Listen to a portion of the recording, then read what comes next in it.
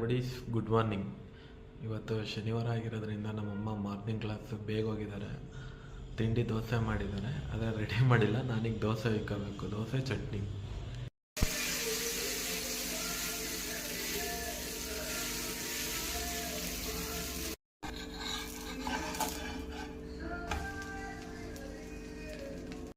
ತಿಂಡಿ ಮಾಡ್ಕೊಂಡು ಕೆಲಸ ಇದೆ ಅಂತ ಆಚೆ ಬಂದೆ.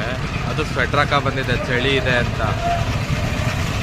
ಈಗ ನೋಡಿದ್ರೆ ಹೊಸಿ ಬಿಸಿಲಿಲ್ಲ ಫ್ರೆಂಡ್ಸ್, ಕಿತ್ತು ಊರಿ ಹಬ್ಬ ಆಗ್ತಾ ಇಲ್ಲ. ಅದಕ್ಕೆ ಹಂಗೆ ಬಂದೆ. ಕಪ್ನಲ್ಲಿ ಕುಡಿತಾ ಇದ್ದೀನಿ, ಕಪ್ನಲ್ಲಿ ಕುಡಿಯೋಕೆ ಬಂದೆ.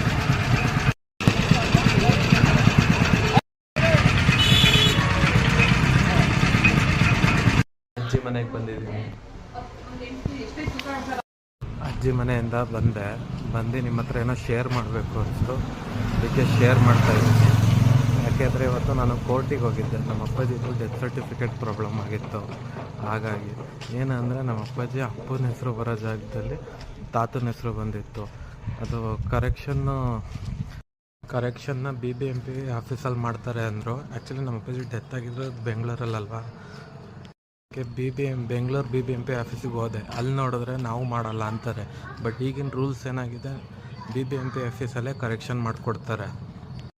ಬೆಂಗಳೂರು BBMP ಆಫೀಸಿಗೆ ಹೋದಾಗಲೇ ಗೊತ್ತಾಗಿದ್ದು, ಅಲ್ಲಿ ಲೆಟರ್ ಕರೆಕ್ಷನ್ಸ್ ಮಾತ್ರ ಮಾಡೋದು. ಅಂದರೆ ಅಕ್ಷರ ತಿದ್ದುಪಡಿ, ಅದಿದ್ರೆ ಫುಲ್ ನೇಮ್ ಚೇಂಜ್ ಮಾಡಬೇಕು ಅಂದರೆ ನಾವು ಕೋರ್ಟಿಗೆ ಹೋಗಬೇಕು ಅಂದರು. ಇದಕ್ಕೋಸ್ಕರ ನಾನು ಕೋರ್ಟು BBMP ಅಂತ ಸತತ ಓಡಾಡಿ ಈಗ ನಾನು BBMP ಇಂದ ಕೋರ್ಟಿಗೆ ಹಾಕಿದ್ದೀನಿ. ಹಂಗಾಗಿ ನಾನು ಬೆಳಗ್ಗೆ ಒಂಚೂರು ಕೆಲಸ ಇದೆ ಅಂತ ಹೋಗಿದ್ದು. ಅದಕ್ಕೆ ಹೇಳ್ತಾ ಇರೋದು, ಡೆತ್ ಸರ್ಟಿಫಿಕೇಟ್ ಇದೆಯಲ್ಲ, ಅದು ತುಂಬ ಇಂಪಾರ್ಟೆಂಟು. ಈಗ ಏನೇ ಫೈನಾನ್ಷಿಯಲ್ ವಿಚಾರ ಆಗಲಿ, ಏನೇ ವಿಚಾರಕ್ಕಾಗಲಿ ಡೆತ್ ಸರ್ಟಿಫಿಕೇಟು ತುಂಬ ಇಂಪಾರ್ಟೆಂಟು. ಅದನ್ನು ನೆಗ್ಲೆಕ್ಟ್ ಮಾಡಬೇಡಿ.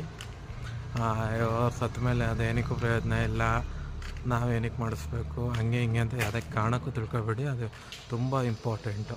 ಬಟ್ಟೆ ಆಗಲಿ, ಫೈನಾನ್ಷಿಯಲ್ ಆಗಲಿ, ಏನಕ್ಕೆ ಆಗಲಿ ಡೆತ್ ಸರ್ಟಿಫಿಕೇಟ್ ಕೇಳ್ತಾರೆ.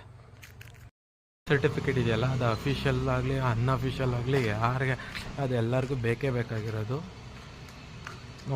ಸರ್ಟಿಫಿಕೇಟ್ ಇದೆಯಲ್ಲ, ಅದು ಅಫಿಷಿಯಲ್ ಆಗಲಿ ಅನ್ಅಫಿಷಿಯಲ್ ಆಗಲಿ ಯಾರಿಗೆ ಅದೆಲ್ಲರಿಗೂ ಬೇಕೇ ಬೇಕಾಗಿರೋದು. ನೋಡ್ಕೊಂಡು ಮಾಡಿ ಫ್ರೆಂಡ್ಸ್. ಸ್ವಲ್ಪ ಮಟ್ಟಿಗೆ ತಿಳಿದಿರೋ ವಿಚಾರನ ನಿಮಗೆ ತಿಳಿಸ್ತಾ ನನ್ನ ಇವತ್ತಿನ ಬ್ಲಾಗ್ನ ಮುಗಿಸ್ತಾ ಇದ್ದೀನಿ. ಏನಾದ್ರು ಕರೆಕ್ಷನ್ ಇದ್ದರೆ ಹೇಳಿ ಫ್ರೆಂಡ್ಸ್.